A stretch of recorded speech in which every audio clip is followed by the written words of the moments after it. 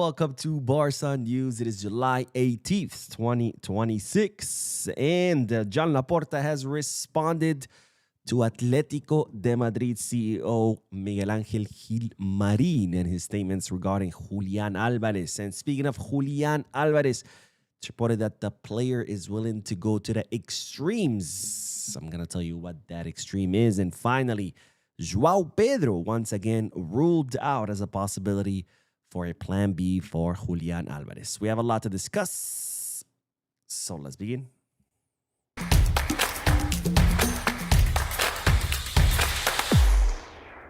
Hello everyone, welcome to the channel. My name is Bo, and I really hope you guys saw today's match between England and France, because it was an absolute goal fest. You know, I always tell my friends that the third place match in the World Cup is always my favorite match in any World Cup, because usually by then, you know, both teams are out. They have nothing to lose. So they go all out, right? They're not being cautious. They're not being extra careful. Oh, you got to attack, but you got to do it carefully, not to leave too much space in the back because you might get caught in a counterattack. None of that. They throw caution to the wind and they just go all out, because after all, what's the worst that can happen? You lose the match? Who cares? You're out, right? So usually third place matches are my favorite matches. And well, today's match did not disappoint. 6-4, 10 goals. Crazy. 4 goals in the first half, 6 goals in the second half. Many bangers of goals. I mean, I absolutely enjoyed it. I mean, it was 4-0 at the first half for England. The second half, it's like France scores 3. They're 4-3. You're like, oh my God, France is about to tie it. England scores the 5th one. It's 5-3. Then France scores the 4th one. You think, again, they're about to tie it. And then, boom, England puts the final nail in the coffin, 6-4. They finish in 3rd place. And Kylian Mbappé goes home empty-handed.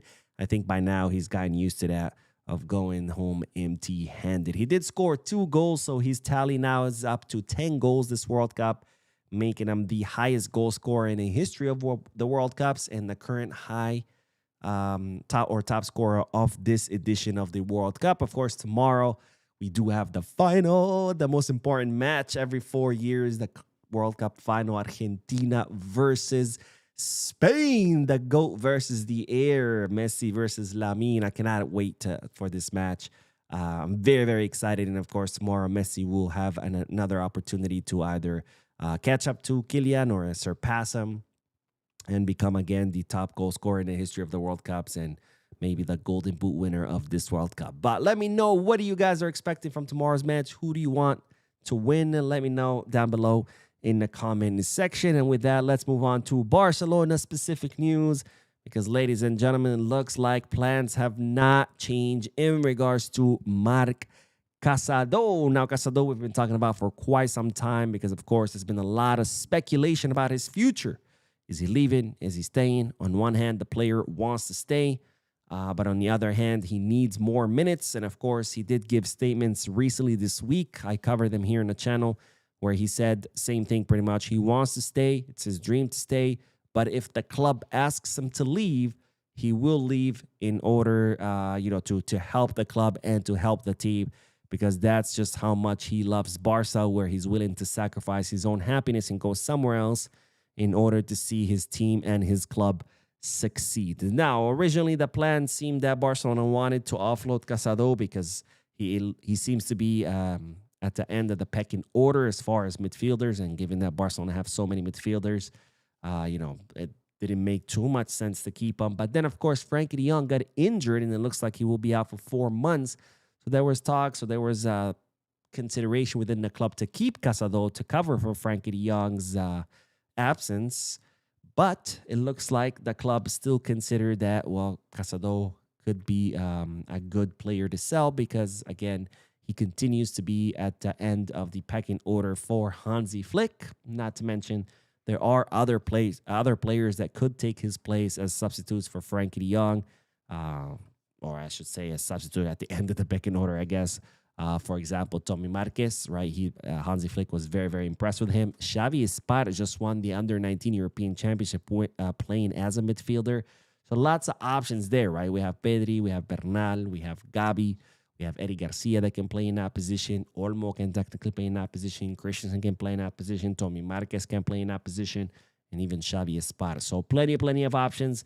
So Barcelona still considering selling Casado because, of course, they could make a decent amount of money off him, given that there are many clubs interested in him. But like the player said, he's not going to leave until, the club tells him that they want him to leave. So it looks like Hansi Flick is going to have to have that conversation with Casado to let him know that he doesn't count on him, so Casado can find himself a new destination, which to me is an absolute shame. But this is football. It is what it is. Anyways, let's move on to the next bit of news because Joan Laporta has responded to the Atletico Madrid CEO, Miguel Angel Hil Marin. Of course, we covered the statements of the Atletico Madrid CEO yesterday, where he addressed Barcelona's offer for the first time ever. Barcelona, of course, made an offer, 90 million plus 10 in variables for Julian Alvarez over, I think it was a month or month and a half. Atletico Madrid never responded to it. In fact, they pretended that didn't exist, and they went on and made a whole circus out of it, posting tweets and making statements and blah, blah, blah. And finally, yesterday, the CEO of Atletico Madrid admitted that, yes, Barcelona had made an offer, but then, of course, rejected it, saying that Julian is not for sale, not for 100, not for 150, not for 200 million euros. And then he went even further, and he made some attacks, unnecessary attacks, saying that Joan Laporta, he's just doing this for the circus because he has his own circus, and saying that Joan Laporta was lying to the Barcelona fans, that he was lying to Julian Alvarez, and all these unnecessary comments, right? Well, today, Joan Laporta responded to Miguel Angel Hil Marin with the following statements. I respect everyone's opinion. We have made an offer, and there it is. At a certain point, probably at the end of July, we will say that the validity has ended. So Joan Laporta, ladies and gentlemen, bravo, responding with absolute class to Miguel Angel Hil Marin and showing him and the whole Atletico Madrid club that they are, well, a classless, inferior club, right? And not because they rejected the offer, right? Everybody's within their rights to reject an offer. If an offer comes for Lamine Yamal and Barcelona rejects it, doesn't mean we're classless, right? We have the right to do that. But the way he did it, right? He could have just said, Julian is not for sale. That's it. But instead, he said that, and then he called Laporta a clown. He called him a liar. He called this whole thing a circus. So it was all unnecessary. And Joan Laporta could have responded with insults too, but instead, he decided to take the high road and just say, look, we want Julian. There's an offer for Julian. That offer is not going to be there forever. It's going to only last until the end of July. If you want to accept it, cool. If not, that's fine with us. And I'm very, very happy that Laporta did this because, as I've said a million times here on the channel, and I know you're probably sick and tired of me hearing it, but we're not the ones with the problem. They are. They have a player who doesn't want to be there, a coach that doesn't want that player there, and fans who don't want that player there. So they're the ones with the ticking time bomb. We don't have that problem. Do we need a 9? Absolutely. But guess what? Julian Alvarez is not the only center forward in the world. There are plenty of other options that we could get. Atletico Madrid, they don't have that luxury. They don't have options, right? You could say, well, they could offload him to other teams. Nope, because Julian has said Barca and Barca only. So Atletico Madrid have only had one option. Offload him to us. We have other options. So they're the ones with the problem. They want to play games. Let them play games. Let them embarrass themselves. Let them be a circus. I'm glad that Joan Laporta is replying the way he did. Now, speaking of Julian Alvarez, we do have some news from Leo Paradiso, someone that's very close to Julian and the Argentine team that's traveling actually with the Argentine team during the World Cup, because he has revealed that Julian is incredibly mad at Atletico Madrid. He feels very disrespected. And he feels betrayed more so after, well, the statements of Miguel Angel Hil Marin yesterday saying that he's not for sale. And he is considering, well, some pretty drastic measures. Now, let's backtrack real quick because Julian, back in February, he sat down with Miguel Angel Hil Marin and said, hey, I want to leave. This is not what you were promised me as far as the project. Of course, it's a trash project. And Miguel Angel Hil Marin said, okay, yeah, don't worry, we're going to help you find your next club. And As long as they make, a good offer monetary wise, like 90, 100 mil, something like that, they would be willing to sell him. And that was it. But then, of course, the offer did come. And what did Atletico Madrid do? They made all those tweets denying that the offer was there. They failed to respond to the offer. They tried to reach an offer with Arsenal. They tried to reach an offer with PSG. Then they did that whole PR stunt with Real Madrid. And when all that happened, Julian, of course, texted Miguel Angel Gil Marin and said, hey, what the hell? You promised me that you would help me to leave. And you literally did everything else except that. So this is what Miguel Angel Gil Marin responds, oh, well, I changed my mind. That's not happening. So Julian gets mad, makes those statements saying he wants to leave Atletico Madrid. And then now Miguel Angel Gil Marin makes statements saying that, well, Julian is not leaving and he's not for sale. So now Julian is even more mad, especially because of the timing of these statements. Because not only is Gil Marin going back on his promise, but he's making these statements that was yesterday. So less than 48 hours before the final, an incredibly important match for Julian. So Julian feels incredibly disrespected, betrayed, and now he's even considering not reporting to training. So in other words, going on vacation and then telling Atletico, sorry, but I'm not coming back.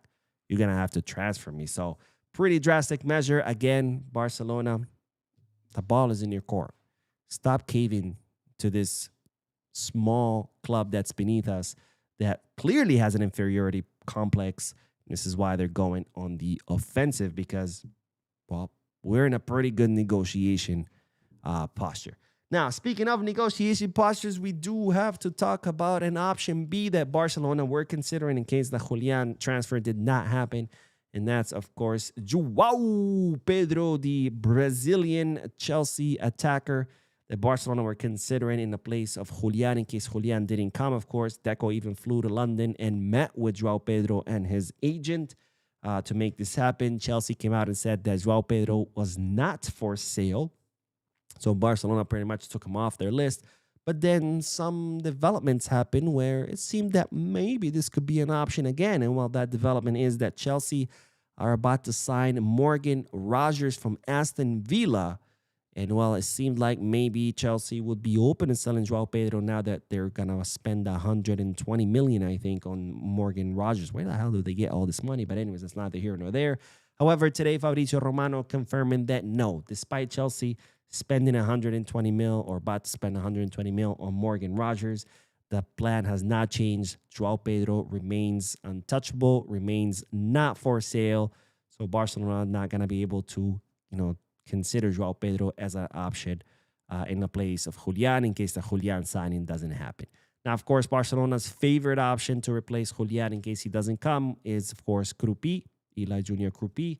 But there are other options. For example, Victor Osimhen. Joao Pedro was one of them. But it looks like Chelsea very, very serious about not selling him despite just forking a lot of money on Morgan Rogers. And, of course, my question to you is, if the Julian signing doesn't happen, who do you want to see Barcelona sign? Let me know down below in the comment section. And with that, it's a wrap. Again, tomorrow, World Cup final. Incredibly important day, incredibly big day. Let me know in the comment section, who do you want to win? And with that, I bid you guys a good night. Don't forget to hit the like button, subscribe to the channel, drop a comment. And as always, Visca Barça.